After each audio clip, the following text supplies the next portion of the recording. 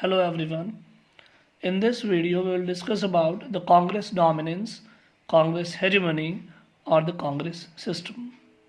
In the study of party systems, the attention is being given to two-party system or multi-party system or one-party system.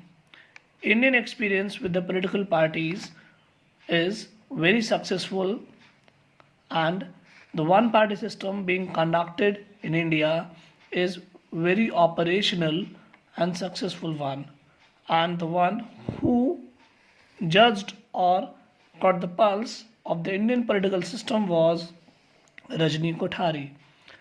He was the person who sensed that India and the Indian political system is not Indian political system but Congress system. He gave such title to the Indian political system because that Indian political system was having dominance of one party only, and Indian political system was different from the other countries' political systems such as PRI in the Mexico, People's Revolutionary Institution in Mexico in 1929. It was established and it ruled for 60 years, but its form was totalitarian or dictatorship.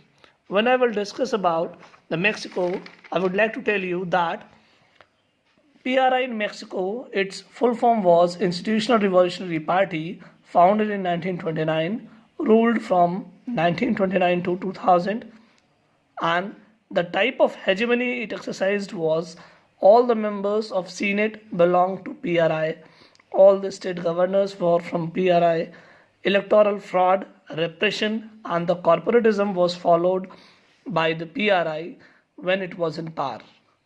It camouflaged dictatorship by bribing the intellectual minds. But the case of Indian political system was different.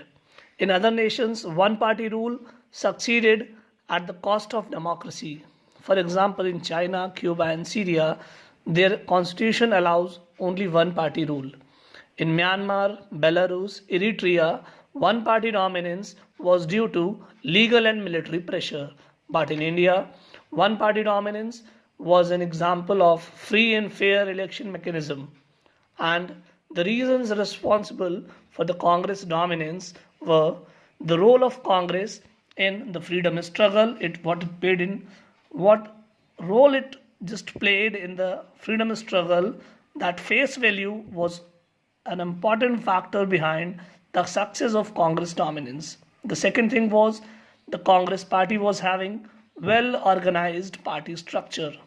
Third thing, the Congress, the oldest political party founded by A.O. Hume, Alan Octavian Hume, the British civil servant in 1885, and the grassroots level penetration in the society. The next reason is famous leaders Jawaharlal Nehru, Sardar Vallabhbhai Patel, Mahatma Gandhi, Acharya Kripalani. The larger than life leaders were the foremost power of the Congress, and the all inclusive approach of the Congress party is also one of the factors responsible for the Congress dominance. That I will discuss in this video only. What is all inclusive approach and why it is being said that Congress was an ideological and social coalition. It is being said because the Congress was having farmers and industrialists. The Congress was having people from urban and rural areas. The Congress was also having workers and the owners of the very factory, same factory. The workers and owners both were in the Congress.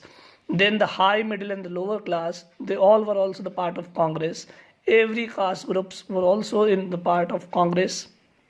All were having their righteous place in the party. Congress encompassed radicals, moderates, communists, and the rightists inside it.